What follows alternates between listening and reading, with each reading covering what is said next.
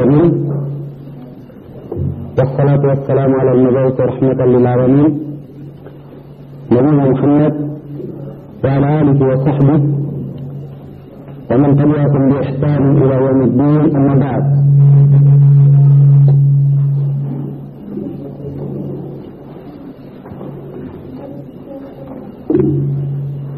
الشيخ محمد بن عبد الوهاب رحمه الله تعالى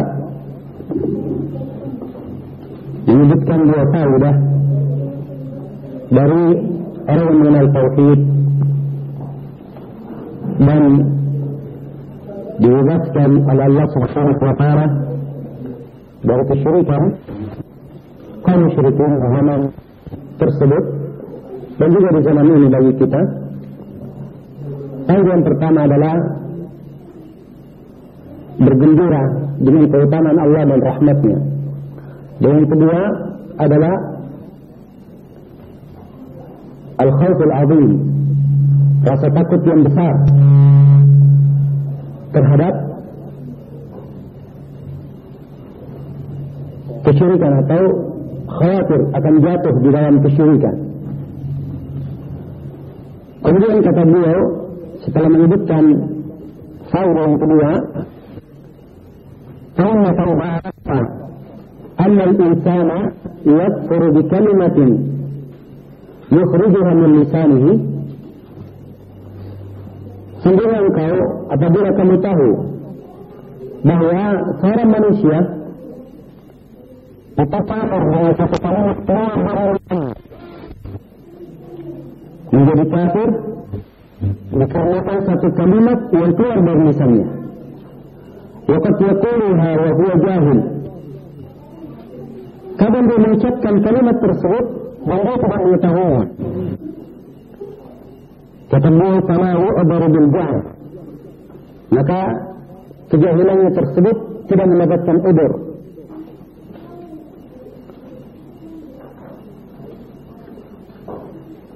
Iya.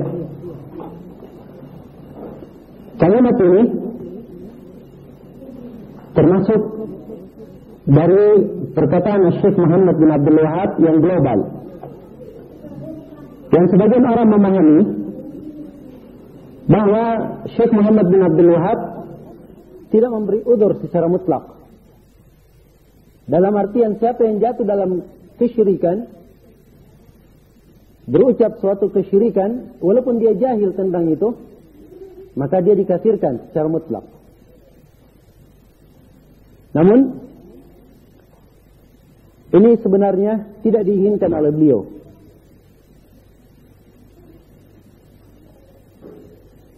Sebab tahqiq dalam masalah ini, Syekh Muhammad bin Abdul Wahab punya kalimat-kalimat lain yang menunjukkan tidak seperti itu. Seperti beliau sebagaimana di dalam Tarikh Ibn Ghannam, beliau berkata, "Innal jahila la nukaffiruhu bal na'dziruhu wa huwa min ahli Islam."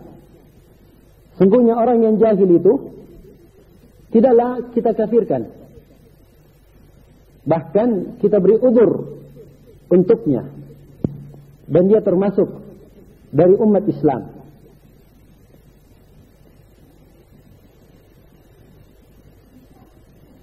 Dan Syekh Muhammad bin Saleh Al-Utsaimin rahimahullahu taala di dalam syarah beliau terhadap Kashfus Syubhat juga menyebutkan bahwa Syekh Muhammad bin Abdul Wahab punya perkataan lain menunjukkan bahwa beliau memberi udzur dengan kejahilan. Karena beliau ditanya tentang siapa yang diperangi, maka beliau menjawab, rukun Islam yang 5, awalnya syahadat, asyhadatan, 2 kalimat syahadat, kemudian 4 rukun lainnya. Orang yang meyakini 4 rukun yang lainnya, 4 rukun Islam, dan dia tinggalkan karena bergampangan, maka kata beliau, kami orang-orang yang seperti ini, walaupun kami perangi, tapi fala nukaffiruhu bitarkiha, kita tidak kafirkan dia dengan dia meninggalkan hal tersebut. Wal ulama ikhtalafu fi kufri tariki laha kaslan min ghairi juhudin. Dan para ulama berbeda pendapat tentang orang yang meninggalkan 4 rukun tersebut karena malas, bukan karena penentangan. Kata beliau, wala nukaffiru illa ma ajma'a alaihi al-ulama. Kita tidak mengkafirkan kecuali apa-apa yang telah disepakati oleh para ulama. Ya.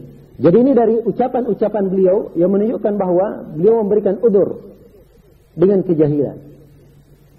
Ala kulli hal, di dalam masalah ini memang ada khilaf di kalangan para ulama ahli sunnah. Apakah orang yang jatuh di dalam satu kalimat kekufuran atau di dalam perbuatan kekufuran langsung dikafirkan, tidak dilihat apakah dia jahil atau mengetahui?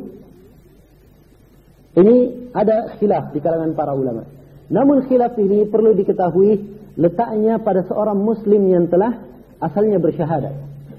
Adapun kalau orang kafir asli, dia kafir asli, maka jahilnya atau dia mengetahui itu sama saja. Semuanya dihukumi kufur. Dipahami? Namun pembicaraan di sini bagi seorang muslim yang jatuh di dalam suatu perkara yang merupakan pembatal-pembatal keislaman. Dia mengucapkan kalimat kufur misalnya. Apakah dia dikafirkan dengan itu? Dia berbuat dengan suatu pembatal dari pembatal keislaman. Apakah dia dikafirkan dengan itu? Iya. Di sini kita dalam sudut poin apakah jahilnya dia dengan masalah tersebut. Tatkala dia berucap dengan suatu kalimat dan dia tidak mengetahuinya, berbuat dengan suatu perbuatan yang membatalkan keislaman dan dia tidak tahu, apakah ini udzur baginya? Ini ada 2 pendapat di kalangan para ulama. Iya.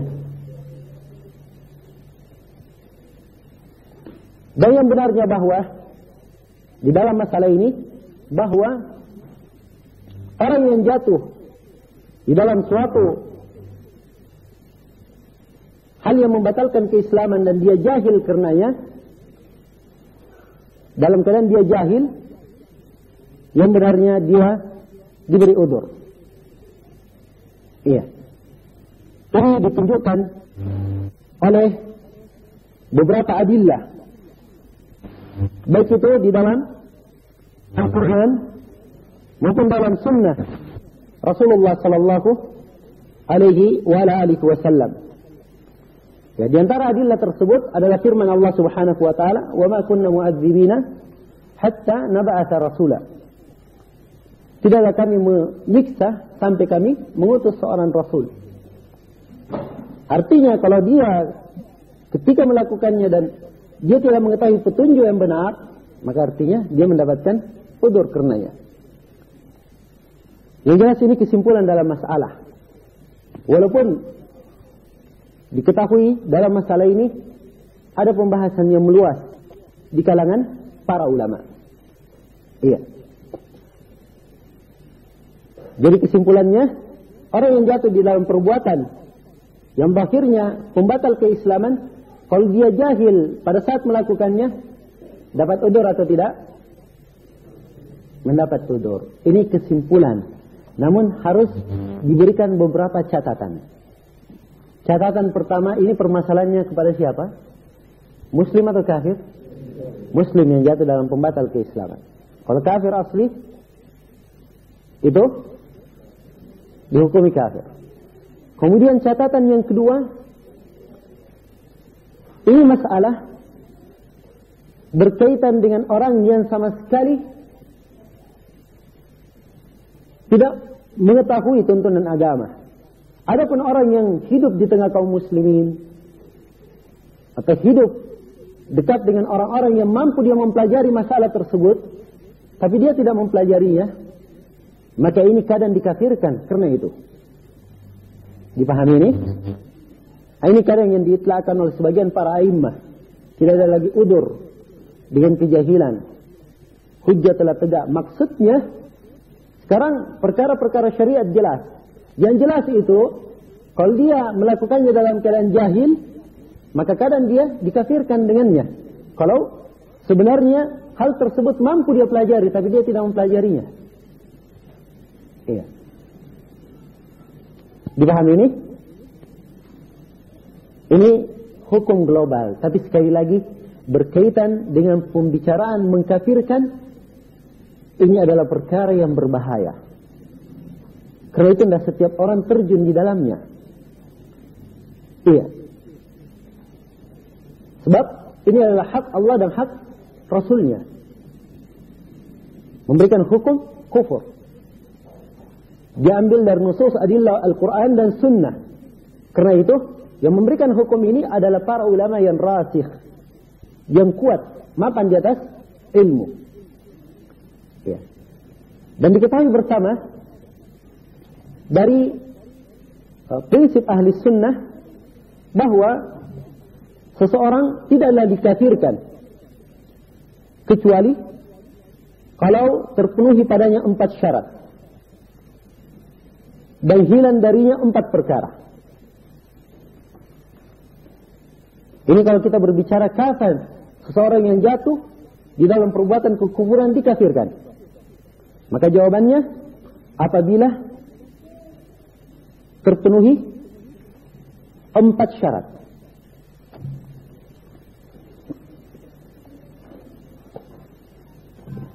Syarat yang pertama adalah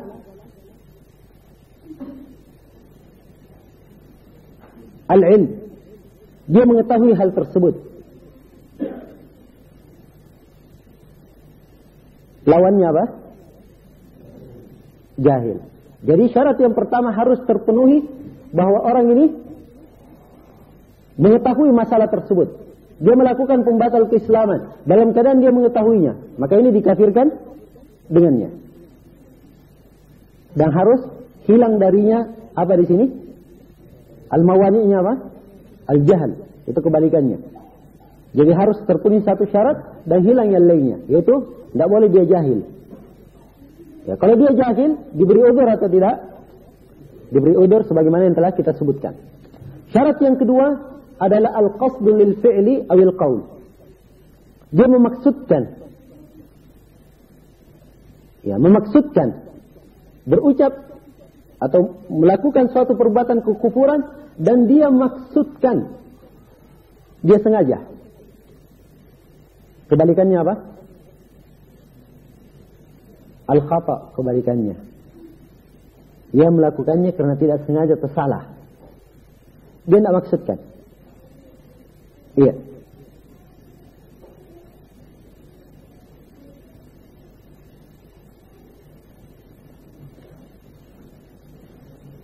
Ini dalam ayat Rabbana la tu'akhidna in nasina aw akhta'na.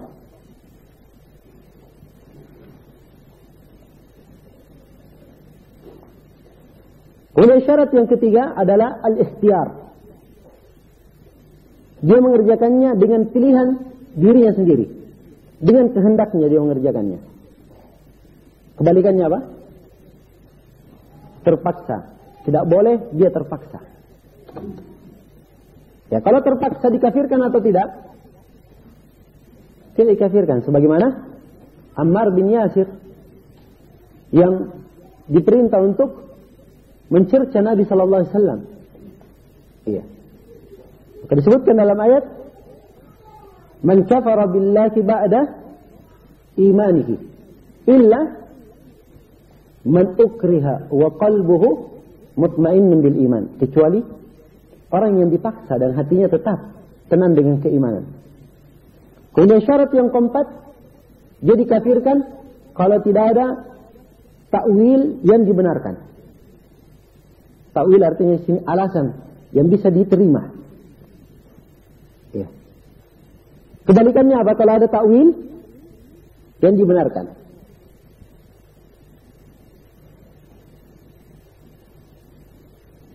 Jadi kalau seorang melakukan perbuatan kekufuran, dia tahu hal tersebut, tidak ada takwilnya sama sekali, dikafirkan atau tidak?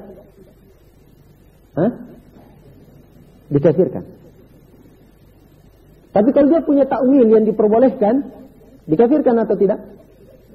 Tidak dikafirkan. Ya. Karena itu Usamah ibn Zaid yang membunuh orang yang sudah berucap la ilaha illallah, dia membunuh dalam keadaan meyakini halalnya darah orang ini. Apakah Usamah dikafirkan oleh Rasulullah? Tidak. Karena beliau punya takwil. Takwilnya apa? Katanya ya Rasulullah, orang ini berucap la ilaha illallah karena takut dari pedangku saja. Takwilnya. Sama dengan Qudamah ibn Mab'un. Beliau dan sekelompok beberapa sahabat lainnya itu menghalalkan minum khamar. Ya, setelah adanya ayat tahrim, pengharamannya. Kaidahnya kalau menghalalkan sesuatu, ya, dia menghalalkan sesuatu yang diharamkan, dihukumi apa? Kafir. Kalau istihlalnya istihlal qalbi, dia meyakini dalam hatinya. Kenapa beliau tidak dikafirkan? Karena ada takwilnya. Beliau berdalilkan dengan ayat, "Laisa 'alal ladzina amanu wa 'amilus salihati junahun fi ma ta'imu idza mattaqaw wa amanu." Tidak apa-apa bagi orang yang beriman dan beramal salih pada apa-apa yang dia cicipi, dia makan, dia minum, kalau dia tetap bertakwa dan beriman. Ya, itu apa-apa kalau tetap beriman dan bertakwa. Ya. Ini takwilnya. Dipahami ya ikhwah? Ini takwil zaid. Dikatakan boleh karena ada kemungkinan dari sisi adillah. Kalau takwilnya sama sekali nggak masuk di akal, diterima atau tidak? Diterima. Ini 4 perkara. Dan sekali lagi ini pembahasan butuh uraian. Cuman kita hanya mengisyaratkan apa yang berlalu di sini. Iya. Baik. Dan saya menyarankan kepada ikhwah, jadi dalam masalah ini untuk membahas atau membaca, mendengarkan pembahasan yang berkaitan dengan nawaqidul Islam. Ya. Biasanya sebelum masuk menjelaskan nawaqidul Islam, diberikan dulu pendahuluan-pendahuluan seputar masalah takfir. Dan ini termasuk perkara penting karena merupakan ciri yang membedakan antara salafi dan hizbi di dalam masalah takfir ini. Baik. Kemudian kata beliau rahimahullahu taala,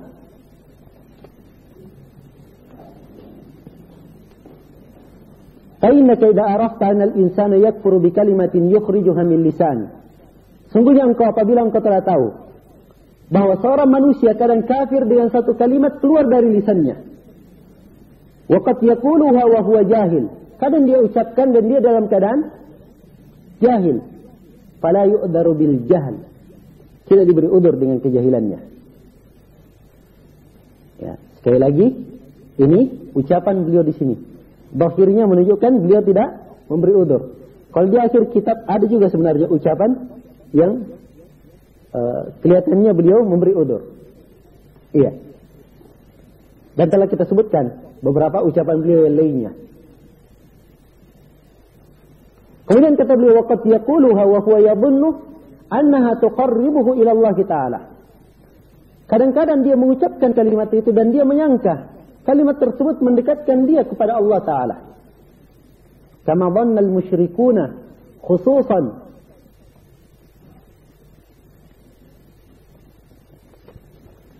sebagaimana yang disangka oleh kaum musyrikun, orang-orang musyrik,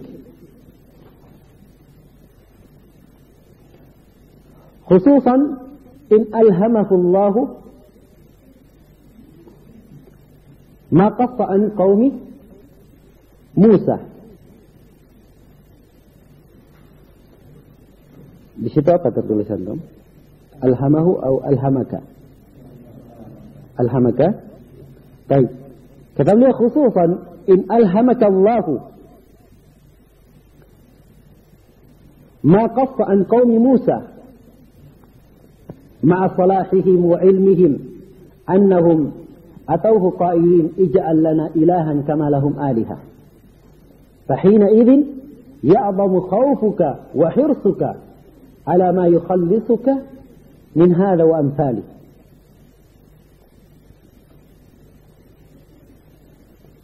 Kata beliau rahimahullah, dan kadang seorang mengucapkan itu dan dia menyangka mendekatkan dirinya kepada Allah sebagaimana yang disangka oleh kaum musyrikin. Ya. Sudah sampai sini ya. Ini sebenarnya sampai kalimat ini penjelasan tentang bahayanya seseorang itu kalau tidak mengetahui tauhid. Iya. Di sini beliau masih dalam posisi menjelaskan harusnya seorang muslim senantiasa punya rasa takut, kekhawatiran yang besar jangan-jangan dia jatuh dalam kesyirikan. Kata beliau khususan apalagi in alhamakallahu, Allah telah memberikan ilham kepada kamu, memberikan petunjuk kepada kamu untuk memahami ma qassa an qaumi Musa, apa yang Allah ceritakan tentang kaumnya Nabi Musa, ma salahihim wa ilmihim, bersama dengan baiknya mereka dan ilmunya mereka, annahum atauhu qailin, mereka datang kepada Nabi Musa dalam keadaan mereka berkata. Perhatikan ya, di sini disifatkan mereka dengan ma'a salahihim, bersamaan dengan salihnya mereka, bersamaan dengan ilmunya mereka. Kenapa disifatkan kaumnya Nabi Musa seperti itu? Beda ya dengan sahabat yang di perang Hunain, mereka baru masuk Islam. Iya. Tapi ini dikatakan oleh Syekh Muhammad bin Abdul Wahab ma'a salahihim, dan ilmunya mereka. Sebab kaum Nabi Musa yang ikut bersama beliau menyeberangi lautan itu, ya, yang melihat mukjizat, melihat kebesaran Allah Subhanahu wa taala, ini sudah bersama Nabi Musa puluhan tahun atau tahunan bersama Nabi Musa dan mengalami penderitaan dari gangguan Fir'aun.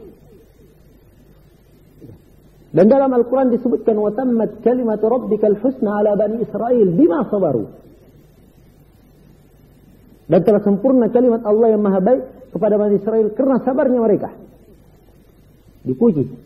Bersamaan dengan itu, begitu mereka sampai di daratan, mereka melihat satu kaum menyembah sesembahan, mereka datang kepada Nabi Musa, bilang juga seperti itu. Ij'al lana ilahan kama lahum alihah. Buatkan untuk kami buatkan untuk kami sembahan sebagaimana mereka punya sembahan-sembahan. Kalau keadaannya kaumnya Nabi Musa saja seperti ini, kata beliau, fahina idzin, maka pada saat itu ya abu mukhaufuka, hendaknya menjadi besar rasa takutmu, wa hirsuka ala ma yukhallisuka min hadha wa amsalih, dan hendaknya semangatmu menjadi lebih besar untuk mempelajari apa-apa yang bisa menyelamatkan kamu dari hal ini dan yang semisal dengannya. Nah, itulah yang kita sebutkan tadi. Seorang itu takut dari kesyirikan. Apa yang diinginkan? Apa saya tadi sebut? Bahwa tidaklah Allah mengutus seorang nabi dengan membawa tauhid ini kecuali nabi tersebut ada musuh-musuhnya. Dan beliau sebutkan di sini beberapa, atau beliau sebutkan dari ayat Al-Quran. Dan ayat yang semisal ini dalam Al-Quran banyak. Ya. Di antaranya firman Allah Subhanahu wa taala, "Wa laqad kudzibat rusulun min qablika fasabaru ala ma kudzibu wa udhu hatta ataakum nasruna wa la mubaddila li kalimatillah.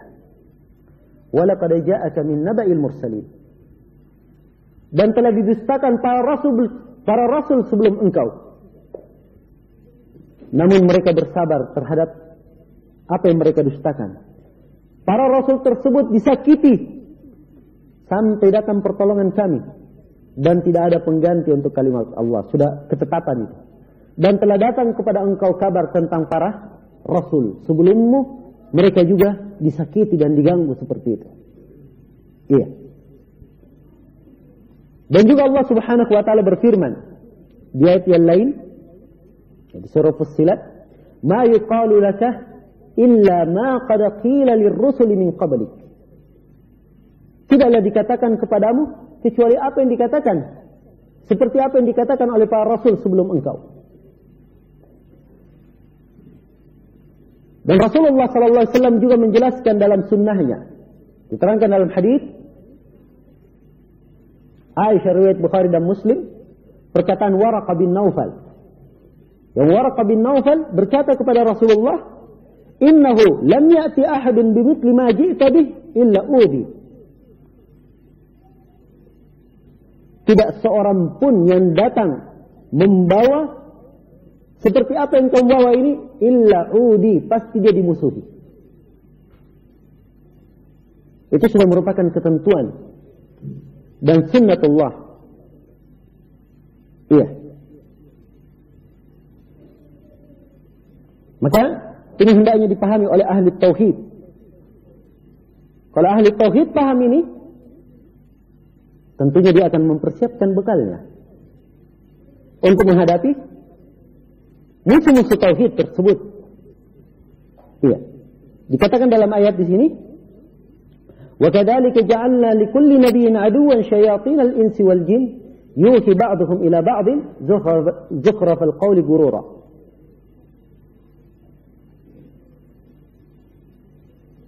Jadi ada musuh dari kalangan syaitan dan jin. Nah, dan diterangkan di ayat yang lain, وَكَذَلِكَ جَعَلْنَا لِكُلِّ نَبِيٍّ عَدُوًّا مِنَ الْمُجْرِمِينَ وَكَفَى بِرَبِّكَ هَادِيًا وَنَصِيرًا. Dalam ayat ini ayat dalam surah Al-Furqan. Demikianlah kami jadikan bagi setiap nabi ada musuh dari kalangan orang-orang mujrim.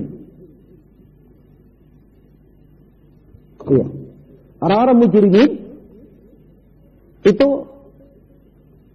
memusuhi dakwah para nabi dan para rasul dengan dua cara. Yang pertama adalah dengan cara at-tashkik, meragu-ragukan kebenaran.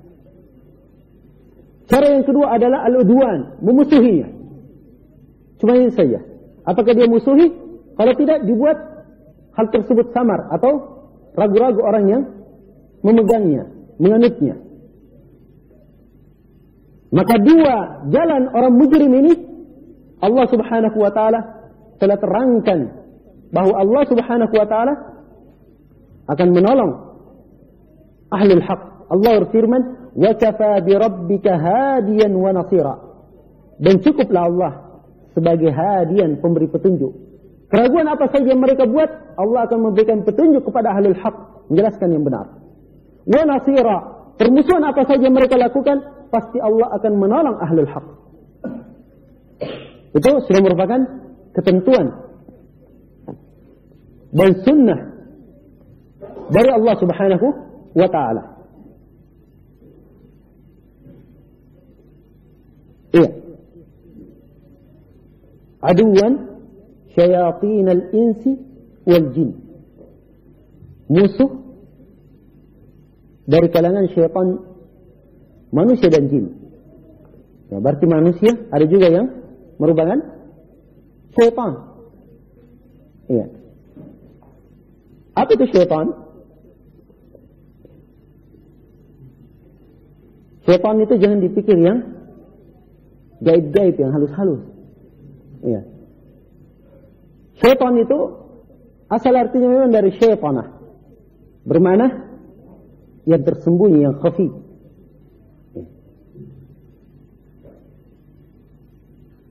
Nah,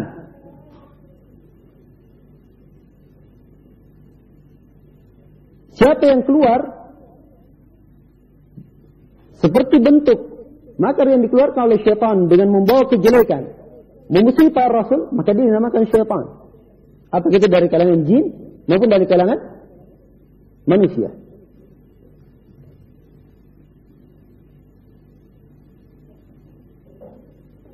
Iya. Kata Ibnu Katsir rahimahullahu taala dalam tafsirnya, asy-syaitan kullu man kharaja an nadhirihi bisyarr. Syaitan itu adalah setiap orang yang keluar dari yang semisalnya membawa kejelekan. Itu syaitan, kata Ibnu Katsir. Wala yu'adi ar-rusul illa syayatin. Dan tidak ada yang memusuhi para rasul kecuali dia itu syaitan. Min haulai wa haula. Apakah dia dari kalangan manusia maupun jin. qabbahahumullahu wa la'anahum. Kata Ibnu Katsir, mudah-mudahan Allah menjelekkan mereka dan melaknat mereka. Ini laknat umum. Ya. Jadi kita harus tahu bahwa musuh tauhid itu bukan dari kalangan manusia saja, juga dari kalangan jin. Ya, karena itu seperti yang kita sebut, jin itu sekarang sangat pandai, ya, dengan berbagai gayanya untuk membuat keraguan di tengah manusia supaya manusia jatuh dalam kesyirikan. Ya. Coba dukun-dukunnya syaitan, ya, dukun-dukunnya jin itu dibantu oleh jin. Jinnya mensyaratkan, kamu saya bantu, saya beri kekuatan, saya tolong. Yang penting kamu ketika kamu mengobati atau kamu melakukan ini, kamu baca doa ini. Ya. Jadi orang, satu manusia berobat tanya, oh dia baca doa kok. Tertipu. Karena jinnya memang mensyaratkan seperti itu. Iya. Suruh baca kalimat ini, kalimat-kalimat zikir supaya manusia tertipu. Dan senang sekali memanfaatkan keadaan. Iya. Untuk merusak akidah kaum muslimin. Mereka. Ada yang bunuh diri. Iya. Tiba-tiba jin datang berwujud orang yang mati bunuh diri itu. Jin dikiranya, akhirnya pemikiran yang tersebar tengah manusia, ada pemikiran yang menyimpang, ada ruh yang gentayangan. Mana ada ruh gentayangan? Ya. Ruh kalau sudah meninggal, kemana? Dalam kubur. Gak ada gentayangan. Subhanallah, ini adalah pemikiran yang sangat rusak sekali. Ya. Kalau dikatakan ruhnya gentayangan, bagaimana caranya? Ya, harusnya dia akan mengingkari. Pertanyaannya munkar dan nakir. Kalau bisa gentayangan, berarti bisa lari dari munkar dan nakir dong. Kan begitu? Ya. Akan masuk ke dalam keharusan-keharusan yang menjatuhkannya dalam pemikiran yang salah. Dan itu yang diinginkan oleh syaitan dari kalangan jin ini. Ya. Kalau dikatakan masyarakat, loh, kan betul terjadi di tempat saya begitu. Ya. Seperti dekat rumah itu, ada yang bilang, ada orang mati, bunuh diri, minum baygon. Ya. Setelah dikubur yang mati bunuh diri ini, malamnya datang dia ke toko penjual baygon. Katanya, Pak, beli baygon, Pak. Ya. Terus suaranya kan dikenal sama pemilik toko. Akhirnya yang bersuara, oh, roh si pulang gentayangan karena dia mati bunuh diri. Akhirnya syaitan memanfaatkan, jin memanfaatkan momen. Iya. Sekarang waktunya masuk.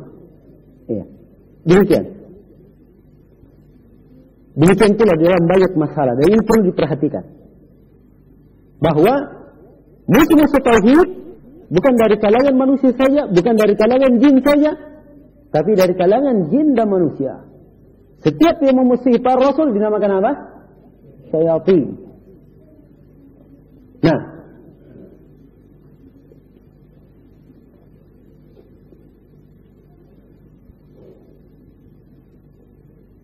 dan para ulama menyebutkan bahwasanya musuh-musuh kebenaran itu di dalam memusuhi kebenaran mereka hanya punya dua jalan saja. Cuma punya dua senjata. Senjata yang pertama menanamkan kebatilan yang mereka buat. Membela kebatilannya. Itu jalan yang pertama. Jalan yang kedua adalah menolak kebenaran atau membuat keraguan dalam kebenaran tersebut.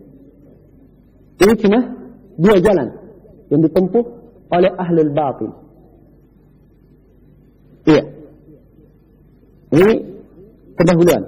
Beliau belum masuk ini menjelaskan kewajiban seorang muwahhid.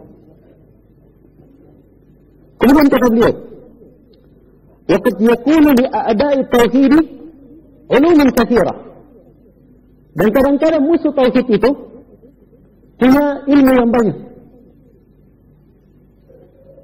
Wa hujajun, taib. Wa kutubun, wa hujajun, punya kitab-kitab dan punya hujjah-hujjah. Di situ ada kalimat kutubun sama antum? Ada. Iya.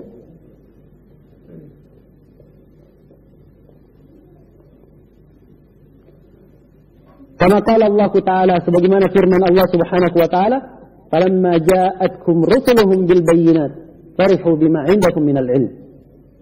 Tatkala para rasul mereka datang membawa petunjuk, mereka bergembira, merasa bangga dengan apa yang mereka miliki atau dari ilmu yang mereka miliki.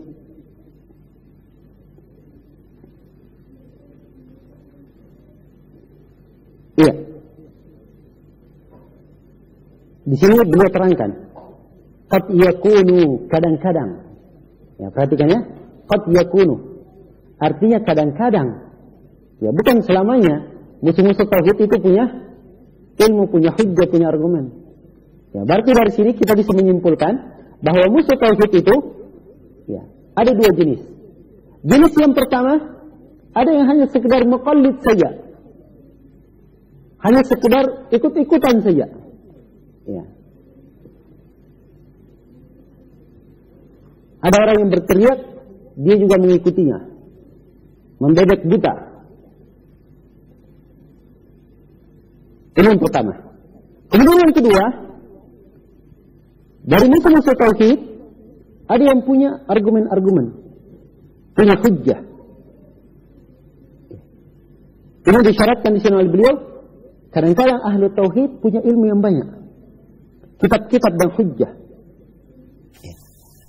Perhatikan ya, disebut di sini musuh tauhid. Sebab diambil inti dari agama itu tauhid. Ya, bukan artinya di dalam syariat tidak ada musuh syariahnya, di dalam yang lainnya. Cuma tauhid saja yang ada musuhnya, enggak. Agama secara umum itu pada setiap nabi ada musuhnya. Namun di sini disebut oleh beliau a'da'ut tauhid, sebab ini adalah inti masalahnya. Iya. Kata beliau, kadang-kadang musuh tauhid itu mempunyai ilmu yang banyak, kitab-kitab dan hujjah-hujjah. Iya. Ahlul batil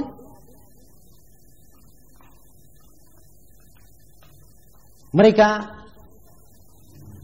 kadang memulai atau memiliki ilmu-ilmu. Maksudnya di sini ilmu-ilmu itu adalah syubhat.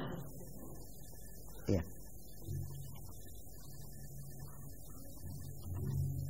Yang diinginkan adalah syubhat. Karena itu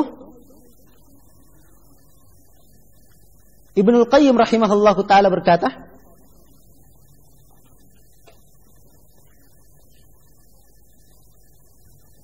bahwa tidak ada hujjah yang bisa menolak kebenaran yang dibawa oleh para rasul.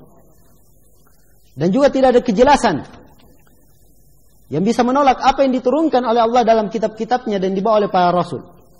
Ini menunjukkan bahwa ilmu yang mereka miliki itu sebenarnya adalah kejahilan saja atau syubhat. Iya. Ini juga yang ditafsirkan oleh Mujahid sebagaimana dalam riwayat Ibn Abi Hatim. Beliau berkata, "Laisa 'indal musyrikina illa syubhatun wa jahalat."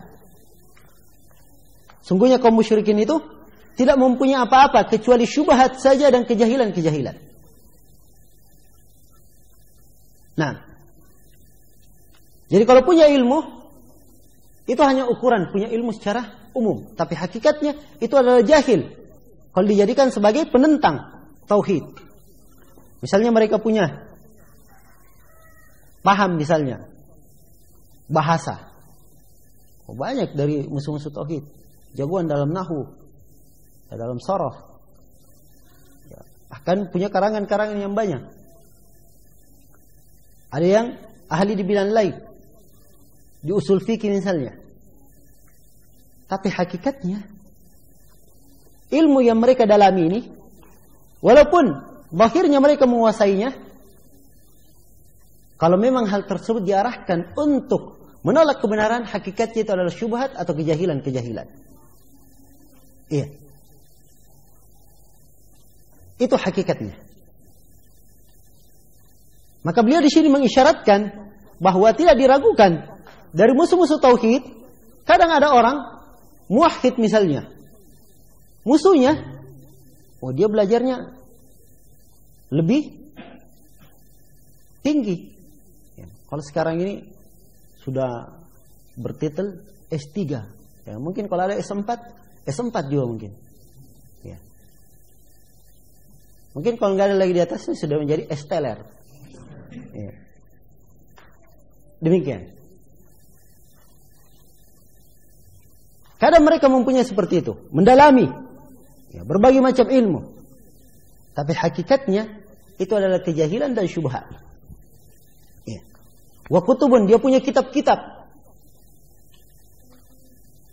Naam. Wa hujajun, dan hujjah-hujjah. Subhanallah, kalau antum lihat khususnya di zaman ini, orang-orang yang ingin memusuhi tauhid diambil dari buku-bukunya ulama Islam. Berkata Syekhul Islam Ibnu Taimiyah, berkata Syekhul Islam Ibnu Al-Qayyim. Ya. Demikian. Tapi diambil kalimat-kalimat yang global, atau kalimat-kalimat kadang sudah dipenggal. Dan itu dari kebiasaan ahlul bid'ah. Nah,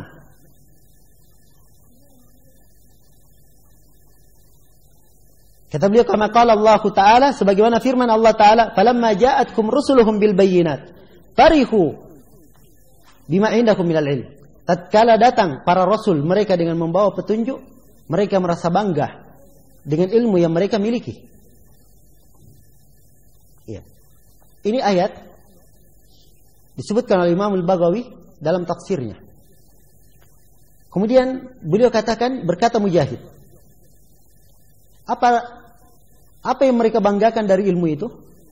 Mujahid berkata, kebanggaan mereka itu yaitu ucapannya, kami lebih mengetahui, kami lebih tahu bahwa kita ini tidak akan dibangkitkan dan tidak akan disiksa. Jadi itu diantara ilmu mereka, keyakinan mereka. Begitu datang para Rasul mengatakan kalian akan dibangkitkan, dan orang yang menentang Allah dan Rasulnya akan disiksa, mereka bangga dengan apa yang mereka miliki. Kita tidak dibangkitkan, tidak akan disiksa. Ini penafsiran Mujahid. Walaupun mereka menamakannya ilmu, tapi hakikatnya ilmu atau bukan? Bukan, kejahilan hal tersebut. Karena itu kata Al-Baghawi, wa huwa fil haqiqati jahlun. Padahal dia hakikatnya adalah kejahilan.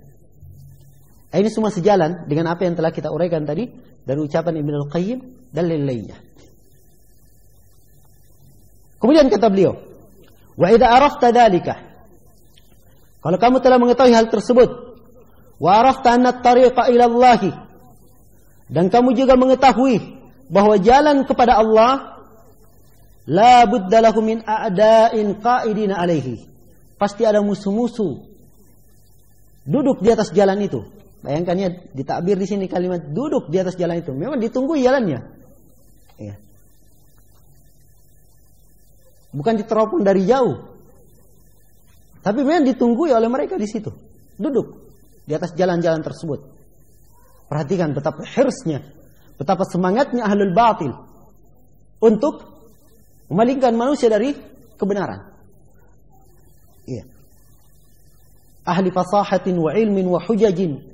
Musuh-musuh tersebut kadang mereka orang yang sangat fasih berbicara, berilmu dan punya hujjah-hujjah.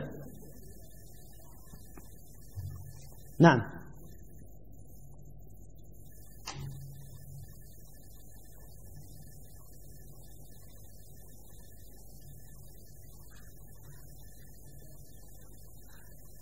ini perlu diingat, bahwa jalan kepada Allah Subhanahu wa taala itu pasti ada musuh-musuh yang menentang.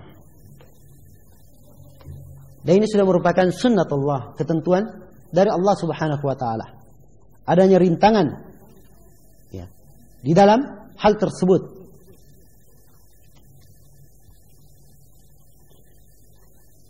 Di sini kembali beliau mentakrir, menekankan bahwa pasti pada jalan menuju kepada Allah Subhanahu wa taala ada musuh-musuh tauhid yang duduk di situ, menghalanginya.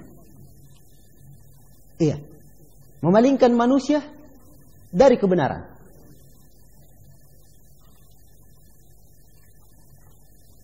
Dan di sini Syekh Muhammad bin Abdul Wahhab mengisyaratkan bahwasanya seorang manusia agar supaya tauhidnya sempurna dan selamat, dia harus mengetahui dua perkara. Kalimat beliau di situ, idza arafta dzalika, kalau kamu sudah tahu itu. Ini pada hal yang telah lalu. Seorang manusia supaya tauhidnya benar, yang pertama dia harus mengenal tauhid yang benar, mempelajarinya, menguasai masalah-masalah yang berkaitan dengan tauhid. Kemudian hal yang kedua, dia harus mengetahui lawan dari tauhid itu. Ya. Dari jahiliyaan, kesyirikan, dia harus mengetahuinya. Sebab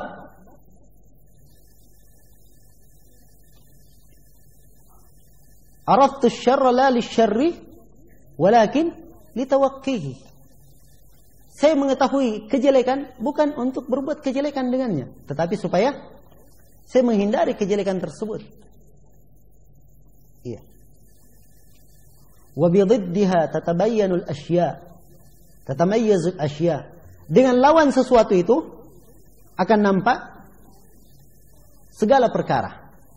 Yang manis diketahui nilai manis ini dengan apa? Lawannya, pahit. Iya. Akan tahu nilai dari cahaya kalau gelap gulita. Demikian pula diketahui nilai dari keimanan itu dengan apa? Kebalikannya, lawannya. Adanya kekufuran. Ya. Maka hendaknya seorang muwahhid dia mengetahui seluruh hal ini. Ya. Selain dari mengetahui kebenaran, juga mengetahui hal-hal yang merupakan kejelekan, jangan sampai dia jatuh di dalamnya. Nah, kata beliau rahimahullahu ta'ala, apabila kamu telah mengetahui itu, dan kamu juga mengetahui bahwa jalan menuju kepada Allah pasti ada musuh-musuh yang duduk di atasnya, ahli fasaha wa ilmu wa hujat, fal wajibu alaika, maka yang wajib bagi kamu, anta ta'allama min dinillahi ma yasiru silahan laka tuqatilu bihi haula'i syayatin. Maka kewajiban bagi kamu adalah untuk mempelajari dari agama Allah. Sini beliau sebutkan min dinillah, dari agama Allah, menunjukkan sebagian. Ma yasiru silahan laka tuqatilu bihi haula'i syayatin, yang menjadi pedang bagi kamu, senjata bagi kamu guna memerangi para syaitan itu. Perhatikan ya kalimat al-wajibu alaika, wajib bagi kamu. Jadi hukumnya apa? Menurut beliau hukumnya apa? Wajib. Ilmu itu ada ilmu yang wajib, ada ilmu yang mustahab. Yang wajib itu adalah apa-apa yang wajib diketahui oleh seorang manusia dalam rangkaian mengangkat kewajibannya. Dia harus tahu bagaimana mentauhidkan Allah, tahu lawan dari tauhid, tahu bagaimana cara salat, cara mengeluarkan zakat, berpuasa, haji. Ini kewajiban. Ini wajibun asli namanya. Iya. Ini butuh dipelajari. Dan ada wajib yang kedua, namanya wajibun arid. Wajib yang muncul di tengah jalan. Bagaimana itu? Wajib muncul di tengah jalan. Seorang misalnya mendapatkan syubhat dari kaum musyrikin, dari ahlul bid'ah, maka begitu syubhat tersebut sampai kepadanya, tidak bisa dia menolaknya, sulit dia keluar darinya, maka di sini dia wajib mempelajari untuk mematahkan syubhat tersebut. Dipahami ya ikhwah? Jadi wajib itu ada dua masalah, dua perkara. Ada wajib yang mengangkat kewajiban yang diwajibkan, ini wajib asli namanya. Dan ada kewajiban di tengah jalan. Ketika seorang dapat syubhat atau mendapat kerancuan, dia tidak kuasa menolaknya, maka dia hendaknya mempelajari, bertanya kepada ahlul ilm, mengangkat kewajiban dari dirinya. Iya.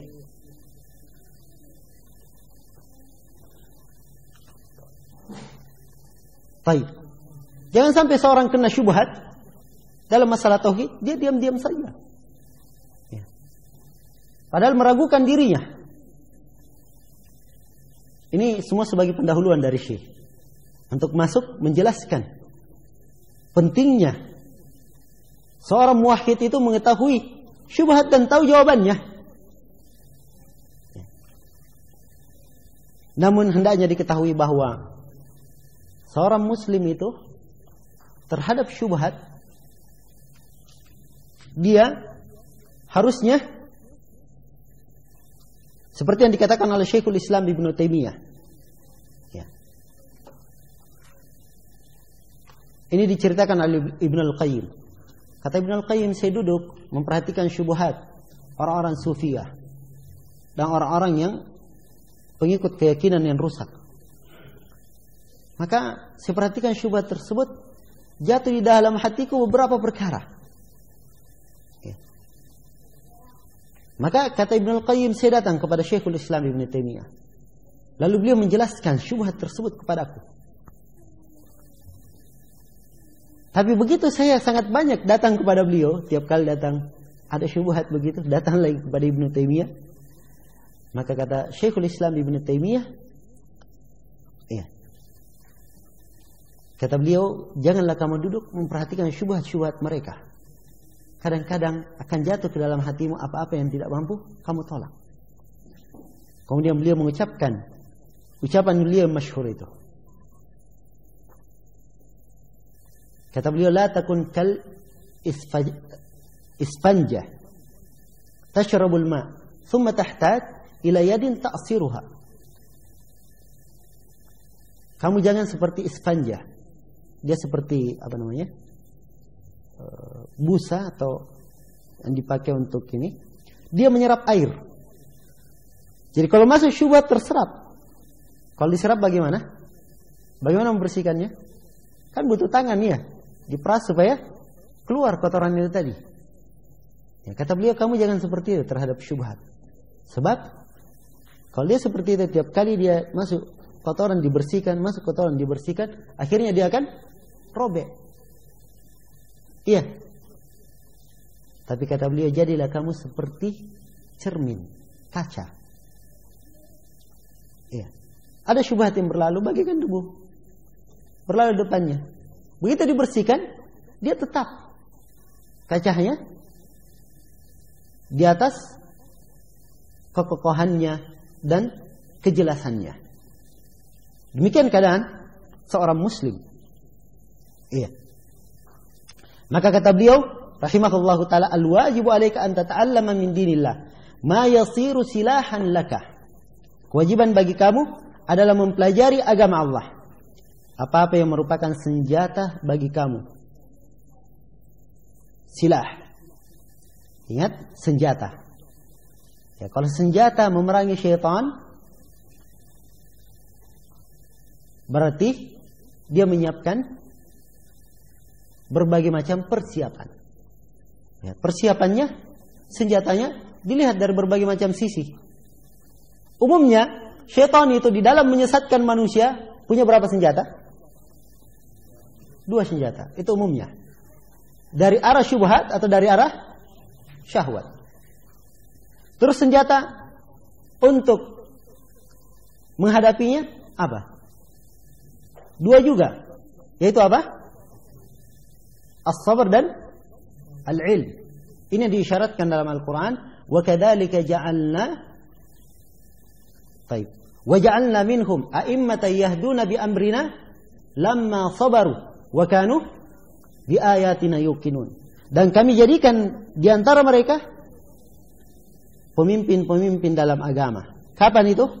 Lamma sabaru, tatkala mereka bersabar. Wa kanu bi ayatina yuqinun, dan mereka yakin terhadap ayat-ayat kami. Dengan kesabaran akan hancur subhat syaitan dari sisi apa? Syahwat.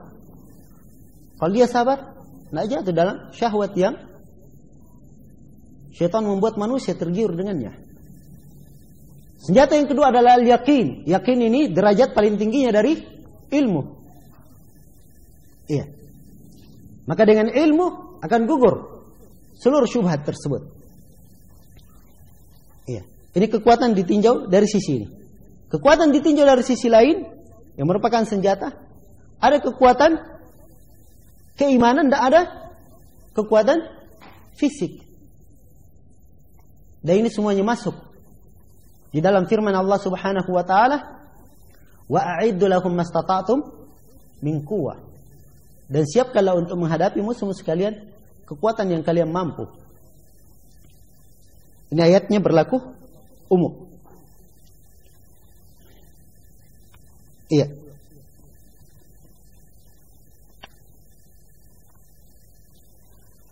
Baik, kata beliau,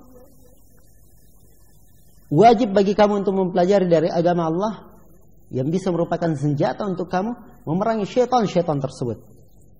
Ya. Kita sudah sebutkan apa definisi ini? Syaitan.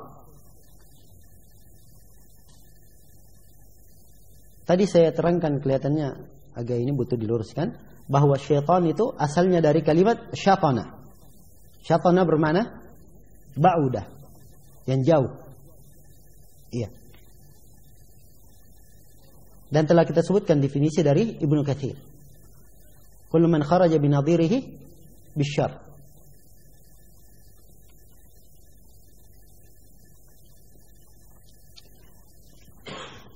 Kemudian kata beliau rahimahullahu taala, alladzina qala imamuhum wa muqaddimuhum li rabbihim azza wa jalla.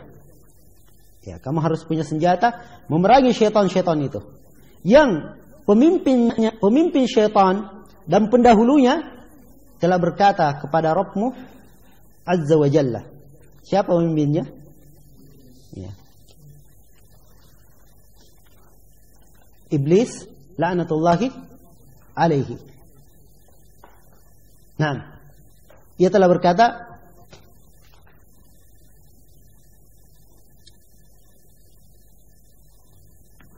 di sini kelihatannya kurang satu ayat. Apa ayat di situ yang disebut? Apa ayat yang disebut di situ? La aqudanna. Tidak ada ayat fabima aghwaytani la aqudanna. Taib, itu ayat sebelumnya ya. Taib. Baik, kita lihat. Jadi Syekh di sini di nuskha ini langsung la aqudanna lahum siratakal mustaqim. Ya, ayat sebelumnya qala fa bima aghwaytani la aqudanna lahum siratakal mustaqim. Karena engkau telah menyesatkan saya, maka saya akan memalingkan mereka dari jalanmu yang lurus. Iya. Thumma la'atiyannahum min baini aydihim wa min khalfihim. Kemudian sungguh saya akan mendatangi mereka min baini aydihim, dari depan mereka, wa min khalfihim, dari belakang mereka, wa an aymanihim, dan dari depan mereka, wa an syama'ilihim, dari kanan mereka dan dari kiri mereka. Wala tajidu aktsarahum syakirin, dan kamu tidak akan menemukan kebanyakan mereka bersyukur. Kata Al-Baghawi rahimahullahu taala, atau kata Ibnu Jarir rahimahullahu taala, menafsirkan ayat ini, maksud dari ayat didatangi dari depan, belakang, kanan, kiri, maksudnya syaitan terus-menerus mengintai hamba tersebut dari segala jalan. Kemudian syaitan berhenti pada setiap jalan untuk menghalangi mereka dari jalan tersebut. Dan syaitan berdiri pada setiap jalan kejelekan, menyuruh mereka, mengajak mereka kepada jalan kejelekan itu.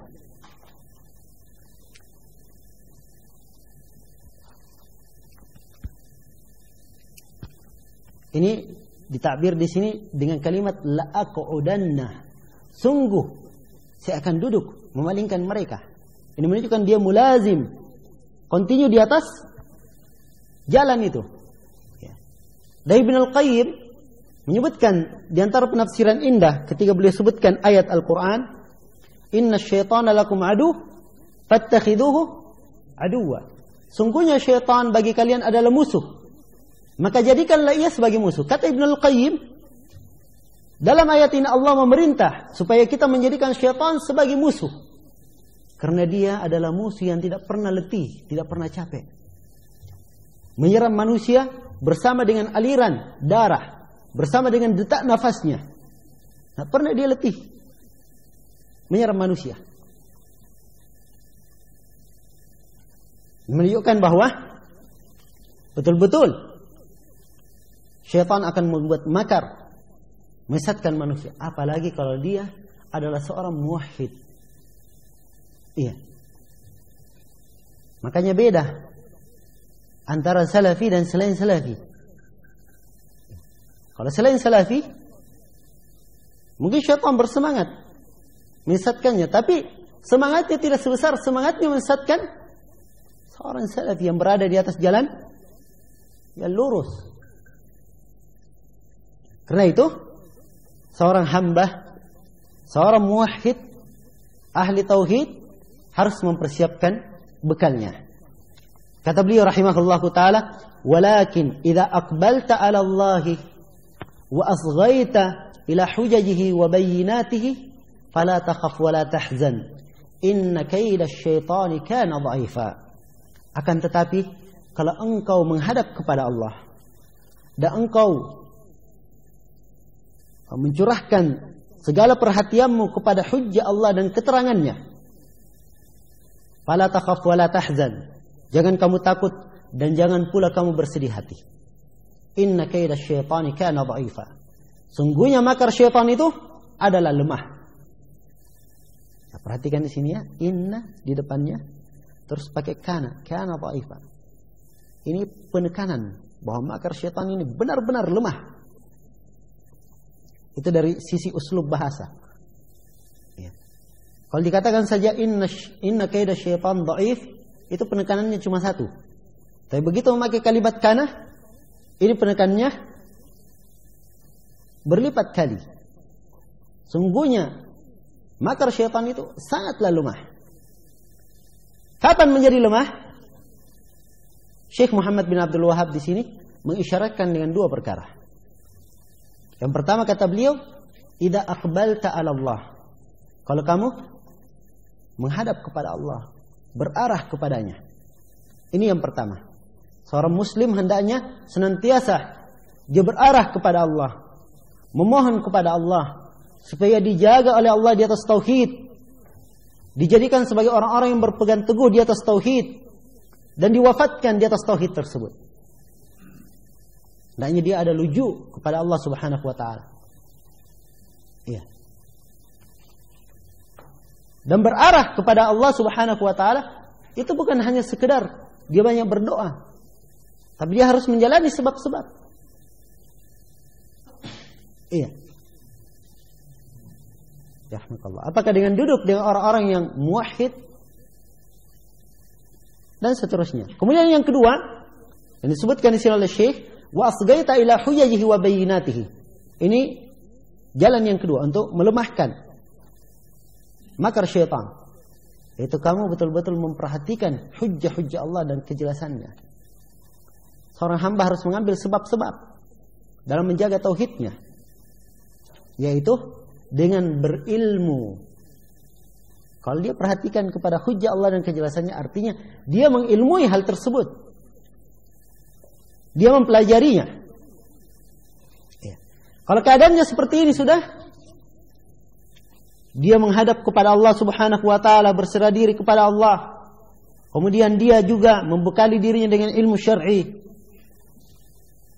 Segala perhatiannya ditujukan kepada hujjah Allah dan kejelasannya sebagai bekalnya. Maka kata Syekh, fala takhaf wa la tahzan. Jangan kamu merasa takut dan jangan pula kamu merasa bersedih. Inna kaida syaitan kana dha'ifa. Sungguhnya makar syaitan itu adalah lemah. Iya.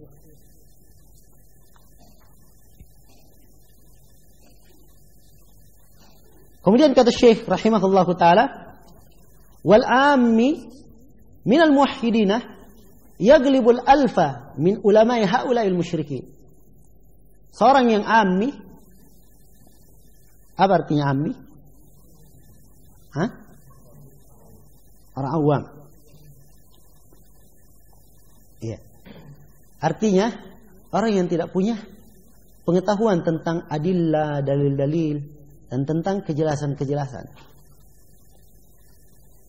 Ammi minal muwahhidin, seorang ammi, orang awam dari muwahhidin, tapi dia ahli tauhid, yaglibul alfa min ulama'i haula'il musyrikin. Dia akan mengalahkan al-alf, 1000 dari ulama kaum musyrikin. Ini 1000 bukan pembatasan, tapi menunjukkan walaupun mereka sebanyak apapun,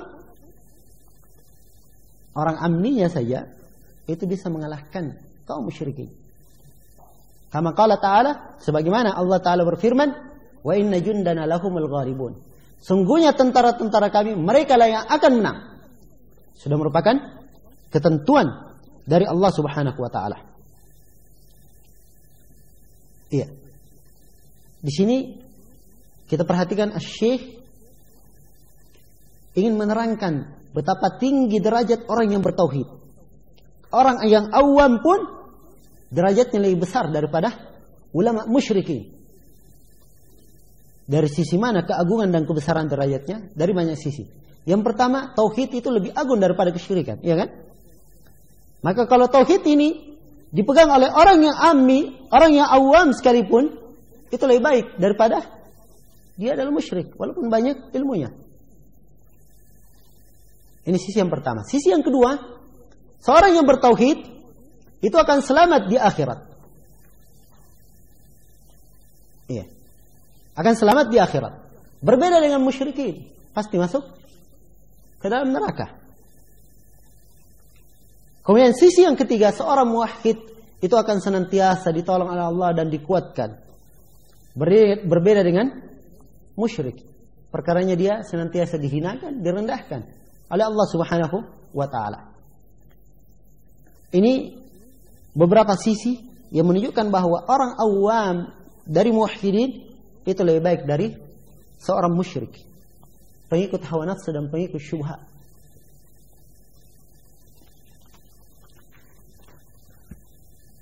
Nah, dia kadang bisa mengalahkan ulama musyrikin. Kalau dia memang muwahhid, bertauhid.